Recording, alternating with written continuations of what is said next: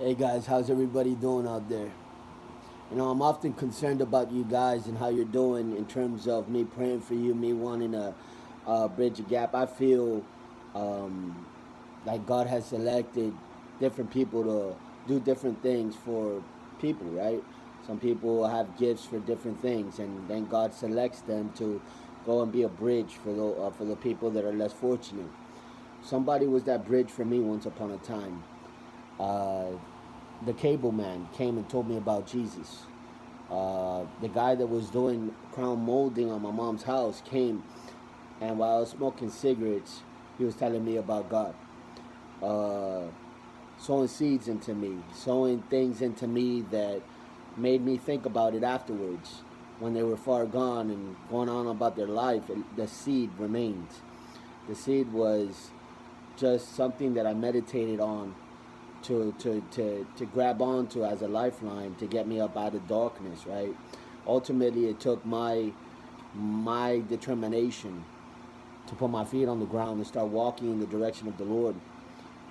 I had to reject a lot of stuff. I had to deny a lot of stuff. But you can do it. You can you can absolutely do it. I know that the illusions and the mirages of our mind often tells us we can't do it. Somebody else is stronger than us or smarter than us, or they could do it, but we can't. That's usually the mind's, because I know that that's what my mind told me. Um, but ask yourself this question: if you foresaw your life, the fact that you're still alive today, you're still breathing, you're still, you may not be where you want to be, but ask yourself if you foresaw yourself going through everything that you were going to go through before you even started the race, before you even started anything, and you saw yourself going through each segment of your life, I bet you anything that you would come back to yourself and you would say, no, I can't do it. It's too hard. It's going to be too much. No, no, I'm going to go through that much in this life. No, no, I can't do it. No, no, no, no. And there you go. It's an illustration. It's an example that yes, you can do it. Because look, you've done it, and you're still alive. You're still kicking, and you're still believing. That's why you watch these videos. Give yourself more credit, because it's the mental edge that is holding you back from achieving the greatness that you want to get to. The mental edge is that you are working, you are striving to get to where you want to be. You're not just, you haven't given up because you're watching videos like these. And it's videos like these that if you multiply them, if you start to get one video after another video, it doesn't have to be about me, it could be about anything, right? But as long as it's positive, then you're helping your brain, your mind out. You're giving it information, resources, tools to dig your way out of that pit that you're in. The way that you got to the pit that you're in is by doing that. You're watching videos that put you in a pit. You're watching the bad stuff, the pollution stuff, the the bad friends, the bad influences, the people that have no moral compass, no moral campgrounds. And what happens is that, and this is why I wanted to make this video, the Ten Commandments, okay, that's God's law. However, this whole world consists because God created it. We can go into um, the whole atheist view of the Big Bang, but where did the materials come from? They don't have answers to that, and they put more faith in what they don't know. Ultimately, they come back to you saying we're still figuring stuff out. So they have more faith, the same faith that you have in Jesus. They have that same faith, but they put it in what they don't know, in a big question mark, because they don't have the answers. If you dig and you pry and you ask some questions, they're like, I don't know. Or then you put your faith in what you don't know, and we put our faith in what we do know. And many of us have had experiences with the Lord coming into our life. Many of us have had experiences of Him taking us out of the jam. He's been there for us in segments of our life where we should have died, but we're alive because of His grace. And so it's good that you watch videos like this to edify yourself. It's good that you want to sharpen your senses to God. You want to get closer to Him. Because something inside of you screams and it says, I need Him for my survival. I need Him more, you know, more than just need. I want Him, I need Him. Okay, this is where I want to dive in. I want to dive in into something that I just heard Jordan Peterson say on a video. He said that grab if you grab the fabric of reality and you twist it, then later on in your life, it's going to backlash on you. And what he meant by that was that he went from being an atheist to being a believer in Jesus, because he, being a clinical psychologist, I hope I'm not going too fast for you guys. Him being a clinical psychologist would sit down with people and nobody ever got away with anything. And I have seen this. I'm a witness to this. And I'm a witness to it in my own life first and then in other people's life. Let me explain to you what I mean.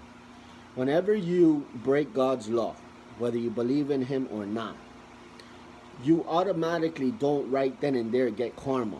Let's use a layman's terms that people understand. Karma, it's in the Bible. They just don't call it karma. They call it you reap what you sow. So when you test God and His vision for life, when you go against His moral compass, okay, like the law, as an example, the 10 Commandments, when God says, treat everyone as you would like to be treated, love your neighbor, help those that need help, love even your enemies. When He's told you to do that and you break that, expect something to happen that is not going to be good. It's going to be negative. And according to how consistent you are in doing and breaking the laws of God, you're going to find consistency in the return. Like a boomerang, it comes back like a domino effect and it starts to collapse on you. That's where guilt, shame, and condemnation come from. That's where demons come in. That's where mental illness comes from. That's where you're always in trouble with either the law, always have drama within your family. You never have no peace. You don't have any rest. And there's always problems circling you. Everywhere you go, you find drama or problems. I used to live this life, and it didn't matter if I went to the convenience store to grab myself a beer in the middle of the night, or if I went to Walmart to grab some groceries, I would find myself always finding problems anywhere I went. I recall a moment when I went to Walgreens with my mom, and it was late at night because I used to sleep a lot, and when I couldn't sleep, I used to down Benadryl so that it could get me drowsy enough to go to sleep, because I was a very depressed individual. And so when one time I woke up right around 3 o'clock in the morning, and I would always wake up at 3 o'clock in the morning for some reason. And so then that's spiritual, and I heard a lot of people doing that too. Okay, all of this stuff is breakable. All of this stuff you can get out of it. I'm a living proof of it. That's my whole tag that God gave me. Proof. You're proof that I'm alive. God obviously had mercy on me. God obviously got me out of it, but I participated. I did my part for God to do it, because at any given point in time, I could have turned my back on God, walked away, and went back to my foolish way, as the Bible says, returning back to its vomit like a dog. And I could have went and rolled in the mud with the pigs again, and lost all the good pearls and wisdom and all the love and all the good nuggets, right? Like right now, as an example, and I'm not trying to provoke jealousy. I'm just stating facts. I find myself now being in a house, right? Paying very little rent. It's not my house, but it's my in-laws' house, and they have us paying very little rent, right? Where everything else is being like people are just, they've doubled in rent. We're paying very little rent. I attribute that to favor and grace with God. But then I have the family. Now the family is together. We're in unity. And I tell you these things because I want you to have it too. And I'm going to tell you the recipe of how to have it. So don't get to a point where you're hearing me with the wrong ears. Hear me with the ears of, okay, check, check, check, you have that. And then understand that I'm telling you so that you can have it too. I want you to have it. That's why I make these videos. And so, yeah, I have a family, but a lot of people have families, but they're divided. The husband and the wife are always fighting. The children are rebellious. Everybody's cussing up a storm inside the house. Some things get broken. There's being doors are being slammed. All kinds of stuff, right? And so having a family is not what I want you to really just watch. I want you to understand that we have a family, that we love one another. We have meals on the dining room table. We play a lot with each other, laugh a lot, have communion, worship, read the Bible together. We love one another, respect one another, and we grow together. When one person is down, we help them get back up, right? And I just think that very important, right?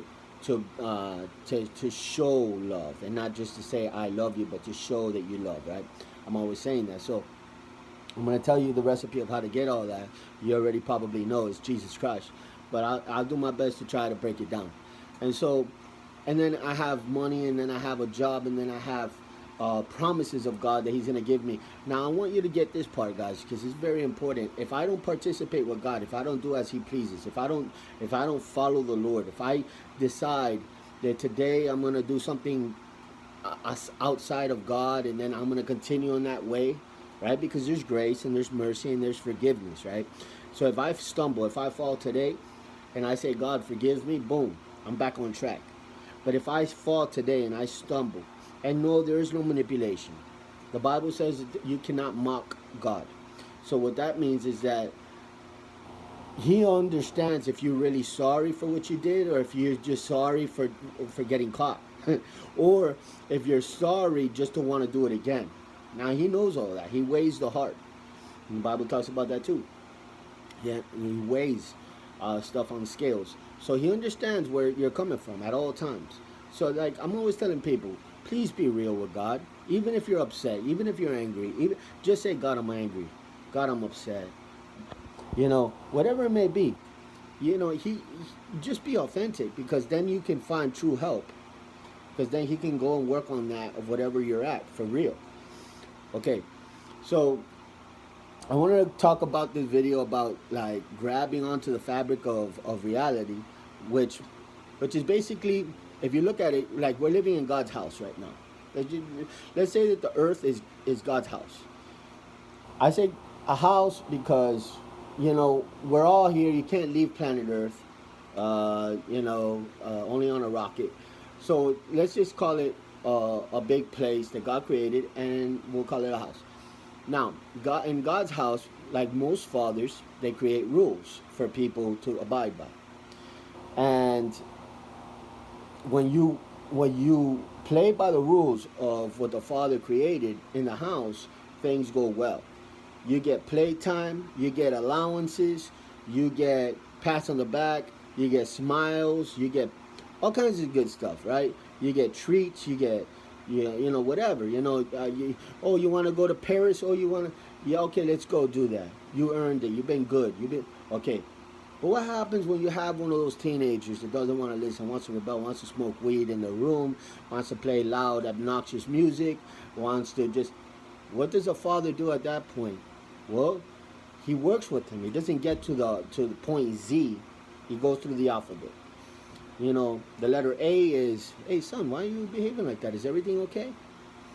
Leave me alone. Oh, it's really unfortunate that you're acting that way. You're closing the door on your own help. Because if you tell me how you feel, if you tell me what's going on the inside, we can work it out together, and we can get down to the problem, the root of it all, and I can help you. I can help you, son. So just please tell me.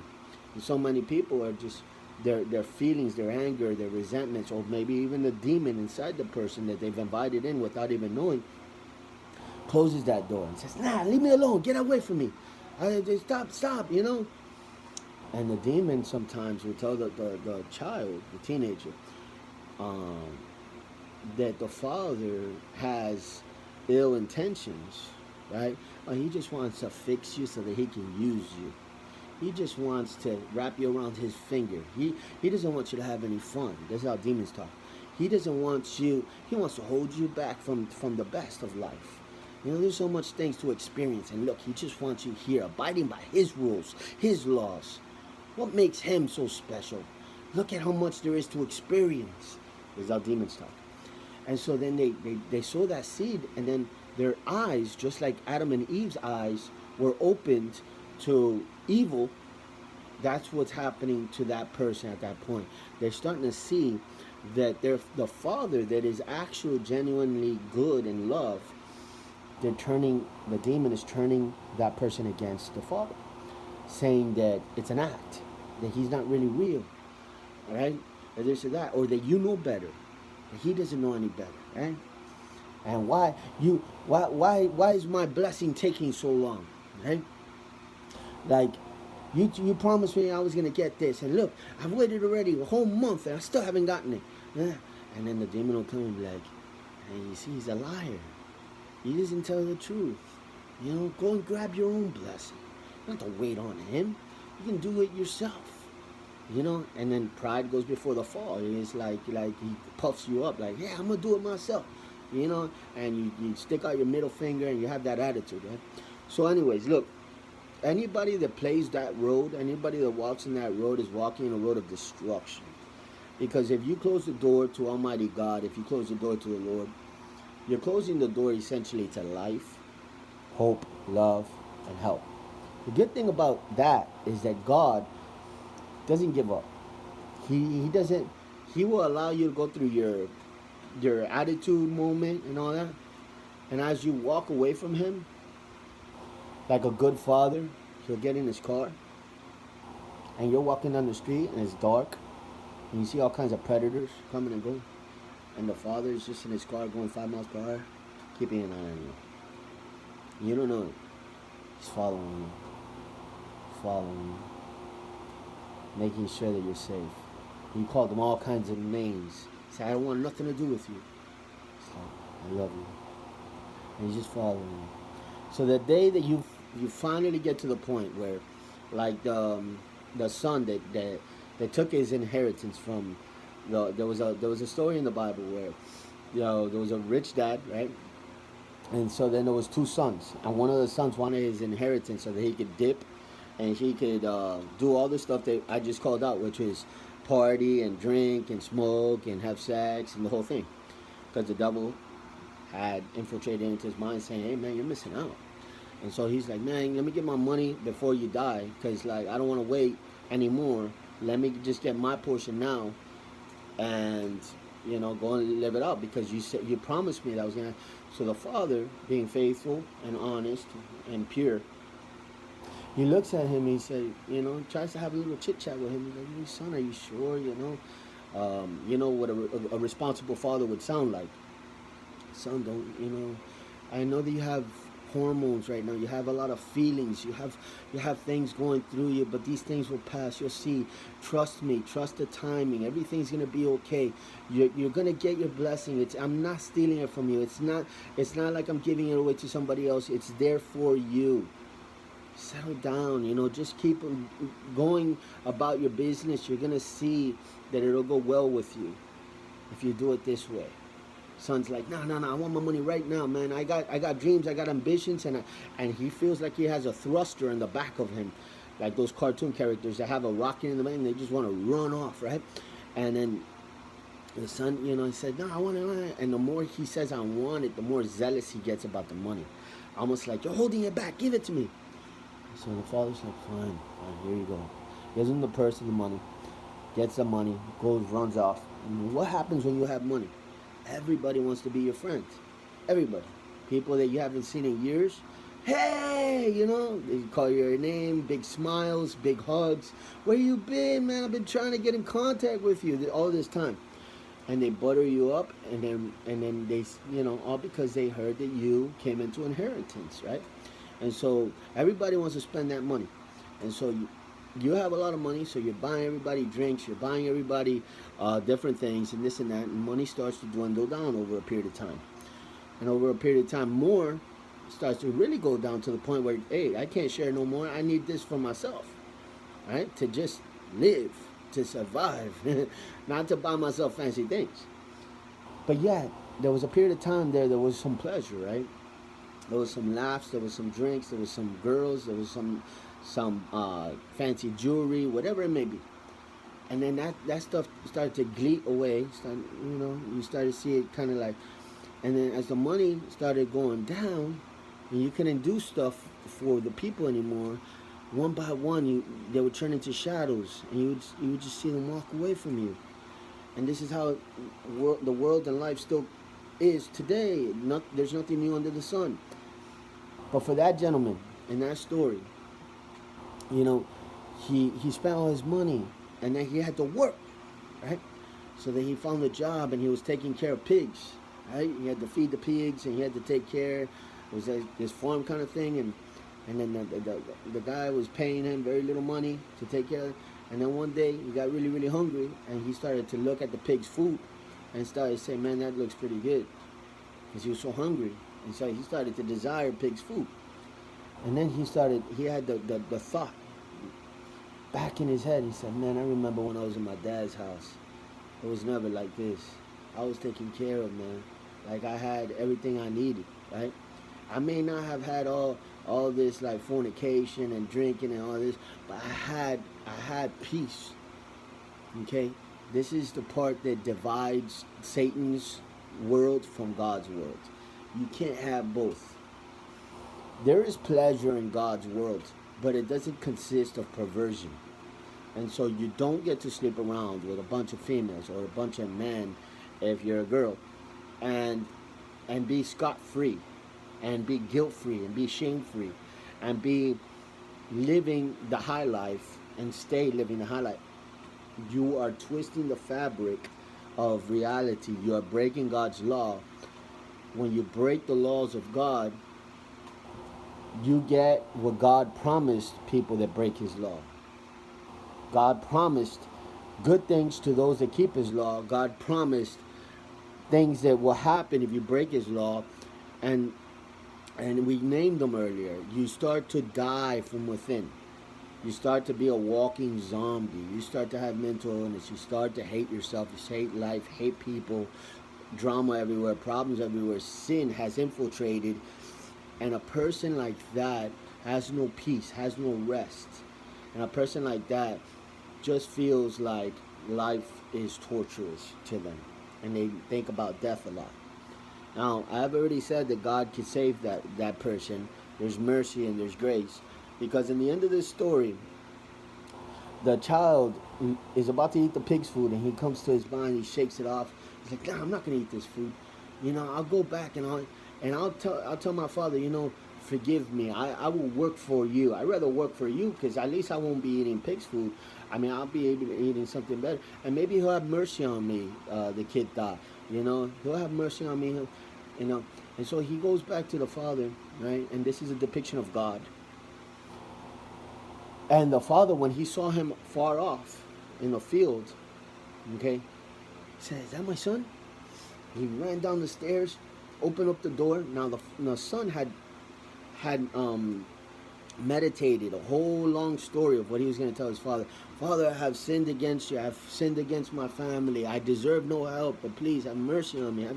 So he had all this, like, he's reciting it on the way home, and his father sees him, and he's so like, whoa, that's my son. He runs to him, and he hugs him, and he starts crying. My son has returned back to me. My son has returned back to me. And the son starts to begin to recite the long speech, and he's going to tell him, like, take me back, please. And the father is overjoyed that his son has returned back to him. Like, yes, my son was dead, and now he's alive. He was captive, and now he's free. Go and grab a fattened calf and kill the fattened calf for my son, that he's back. And they put robes on him, rings on his finger, back to his status. All because that's where his home was to begin with. His home was here. Home means safety, security, protection, love, right? It's not everything under the sky. I already said that The things of Satan don't belong in the house of God. So what are the things of Satan? We know it's like the violence, the the the stuff that they act a fool, like the drinking, the drinking, the snorting, the smoking, the fighting, the fornicating, what they call the party life. In other words, right?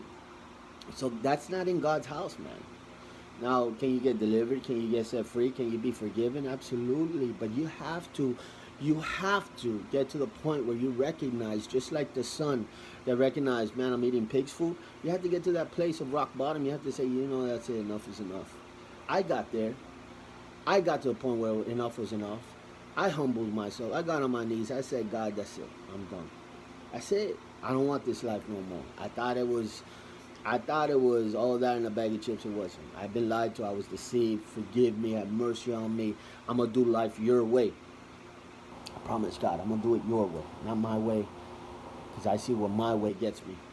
So that was over 10 years ago that I made that vow to God. And I already told you what I have today. I have family. I have a house. I have everything that I ever wanted. If you would have told me when I was living in sin that I would have everything that I have today, I would say absolutely impossible. Absolutely impossible. Just the fact that I got married was impossible because I was mentally ill. So I couldn't even sustain myself. I couldn't hold myself down. I couldn't take care of myself. Imagine somebody else. Right? So I couldn't hold down a job for more than 2 weeks. I couldn't hold down nothing. I was unstable in all of my ways. I'm trying to paint a picture for those that are in the boat that I used to be in, to show you that there is hope for everyone out there. God is able to deliver the captives, right? But what was my response to the Lord? It was saying, listen, I need you. And I'm going to do whatever it takes to get myself out of this, as long as you help me, right? That's the beginning of the beginning. I went to church every single day for like a year, nonstop, every day. It takes that type of like, I'm done. I'm all in with you, Lord. I'm done. I got baptized over 11 times because I was so dirty. I was so filthy. I was so full of sin. I was so dedicated to the dark side that I just got baptized a bunch of times because I wanted to renew my mind and renew my soul, renew everything about me. Like I needed it. And then also every time I got baptized, I felt more deliverance. I felt more liberation. I felt like I could breathe more, see better, and this and that. So I was just like, well, I'm gonna get baptized again and again until I feel like I'm absolutely set free. Now, there's religious people out there that say, no, you don't have to get baptized a bunch of times. One is enough. And they go into the book and they start to cite different things like that, not knowing that why does it matter if I'm getting closer to God and I'm feeling better as a result of doing it? Why are you getting in the way of that? What bothers you about me getting baptized so many times? I'm not telling other people to get baptized a bunch of times, but if it's helping them at every time they get baptized in Jesus' name and they rise from that water and they feel more liberated and more delivered, who are you to stand in the way of that? Well, who makes you God over them saying, hey, but the book doesn't say to do that? But the man or the woman feels better every time they do it. They feel closer to the Lord. They feel connected. They feel more like, okay, I have more heaven inside of me now as a result. And so that was my case. And so I never did understand why people, if it's positive, leave it alone. It's positive. And too much positivity never killed anybody. It just makes you more positive, right? Now, too much negativity will kill you. So I did a lot of negative stuff. I need to take all that negative stuff out of me. So I started to dedicate myself to going to church a lot, And guess what, guys? It was a renewing of the mind of what was happening there for me. It was like a whole new life. Now, mind you, I used to make fun of people when I went to church. I used to make fun of goodies and this and that, we used to call them. People that had it together with the dressing preppy and all that. You know, we used to frown upon them, but it wasn't us. I later found out that it was all demonic. I had demons, and the demons had rigged the system to make me feel like I had the better portion of the pie.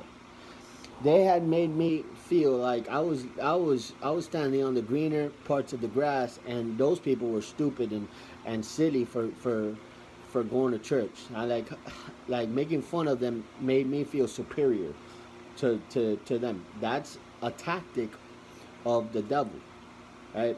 All the while, I have scars to bear all over my body to show what kind of life I'm living and how I escaped death here and how this person tried to take my life and how I ran away from the police here and this. I have a bunch of stories all depicting the fact that I'm not living victoriously. I am not living successful at all, right? So if I had a mind that thought clearly back then, I could have connected the dots and I could have said, man, I'm I'm getting the short end of the stick and I'm being told that I got the broomstick, but really I'm getting like an inch, and these people have all the room. They got all the peace, they got all the joy, they got all the life, and I'm getting this much, and I'm supposedly better off than them, and it was a big fat lie. And the Bible says that the devil comes and blinds the eyes of the unbeliever. It blinds them, he blindfolds them, and he tells them all kinds of lies, right? And so that was me. I was lied to. I believed the lie, and the way you know is just look at the fruit. The Bible says you'll know them by their fruit. And so just look at how a person is living and what they carry, right? Do they carry paranoia, fear, timidity, insecurity, lack of identity? Do they carry foolish thoughts that get them into trouble? All this kind of stuff is fruit. It's fruit depicted in their actions. Everywhere they go, they get in trouble. They're always a step behind. People mock them and they make fun of them because we see it all over the social media now. Where all these people are making all kinds of jokes and stuff like that, hurting society, hurting property, doing all this stuff on the name of a joke. But it really just speaks about their intellectual power. Like it talks about how, first of all, how immature they are. It talks about how deceived they are into thinking that life is where they're at. Like, that's not life. Life is about helping people. Life is about giving, charitable, you know, donations to other people that are less fortunate than you. And then you find life in those areas because you feel like now you're in the right road. Now you're in the right path. Now you're in the right street. Now you're headed in the way that Jesus called us to walk. And just by doing these things makes you feel better. It's almost like a deposit to your soul from God. It's a pat on the back. It's a hug. It's a good job. And even when you don't get that, because sometimes I don't get that, you keep doing it simply because of one thing, because it's right. You always want to be in the right. You don't want to be in the wrong. Why? Why do you want to not want to be in the wrong? Simple. Because if you're in the wrong, you get wrong results. And in the end of the day, we all live for results. We want the right results. But in order to get the right results, you got to do the right things. What happens if you cheat? You cut corners. You want to get the right results quicker. What happens? A year or two down the line, it all tumbles back on you like a thing of dominoes, and you lost a blessing a long time ago, but now you're in trouble. On top of that, the blessing doesn't stay with you when you get it the wrong way. It grows wings and it flies away. I used to steal a lot back in the day. Now I'm gonna end the video. It's getting a little long, and I'm always thinking about you guys. And am I going too far, too long? They probably didn't make it this far. I don't know. It depends on my audience, but I used to steal a lot back in the day. And one of the things that if females left their purse in the car that I was in, like let's say it was a girl dating my brother, but she left her purse in the car. I was a douchebag. I'll be the first guy to tell you I was a douchebag. I regret being that guy. But hey, listen, it's part of my testimony. So I would go into her purse, grab all her money, grab her wallet, whatever, grab all the money and throw the wallet out the window. And now, who knows who's gonna get her wallet and grab all the IDs and all the credit cards and all that? I just cared about the cash. And so when I did that, every single time, and I did it a lot of times, Every time I did that I grabbed the cash would never stay with me. I never got to spend one single dollar of that money. Somehow, just like you grab sand or let's say olive oil and you put it, you don't get to grab it, right? Like it comes off of your hands, or water. It's the same thing, man. Like I got that money, I didn't earn it, I didn't work for it, I stole it. The Lord was watching me, and even though I wasn't God conscious of God watching me when I was doing that, He was watching me, and guess what? He wouldn't let me get away with nothing. So I jacked the money, only for the next day not to have a single dollar and not remembering what happened to the money, and that happened to me a lot. But now let's go on with the story. What happens now? The girl finds out that she's missing money. Where's her wallet? So I get a knock on the door. Now there's drama, there's problems. This is the lifestyle that I used to live. Problems and drama everywhere I went, man.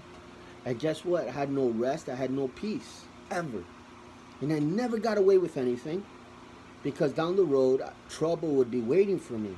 And people that are living that life, they can all tell you the truth. It's true. Anytime I do something wrong, down the road, I pay for it. And it's true. So we need to come together, right? And come to the realization that, you know what, if you're not getting away with it, because I used to think if I didn't get away with, I used to think, it's the devil, trying to get me to, as a child, the police didn't catch me. I didn't get arrested. I didn't go to jail, so I got away with it. Yeah, nonsense. I paid for it many other ways. The first thing that I paid for it was with my conscience. I felt the guilt, the shame, the burden of sin on my shoulders. I felt like I was in prison on the inside. Even though I was free, I felt like I was in prison. I was living in darkness. I was living in fear, timidity, insecurity. I had all kinds of things going on in my internal being that made me feel like, yo, I shouldn't have done that. That's how you know you didn't get away with it. But then you have the physical problems in the physical world. They come knocking on your door talking about, hey, we saw you. We got you on camera. So-and-so saw you. They turned you in. And if it's not by the police that they want to get you, then somebody wants to get you. That person's older brother wants to fight with you now, or whoever. And now you got to be restless about the fact that you're gonna be caught slipping. And when you go to the park, and when you go to the grocery store, and they're gonna catch you, and then you're gonna give you a beat down. And these are things that used to happen, right? For me. And so you don't get away with nothing. Not on the inside and not on the outside either. And so who's winning here? The devil. The devil's the only one laughing at you. And so trying to tell you you're getting away with something, trying to tell you you're getting the long end of the stick, and you're living the high life. So when that person's seeing a person in church, they're making fun of them. The guy in church, or the woman in church, yo, they got one thing. They got a thousand things that you don't have, but one of the things that they have is more than all the things that you have. One thing, they have peace. That one word, peace, is so heavy, so valuable. Can't buy it at the store. Can't go to the store and say,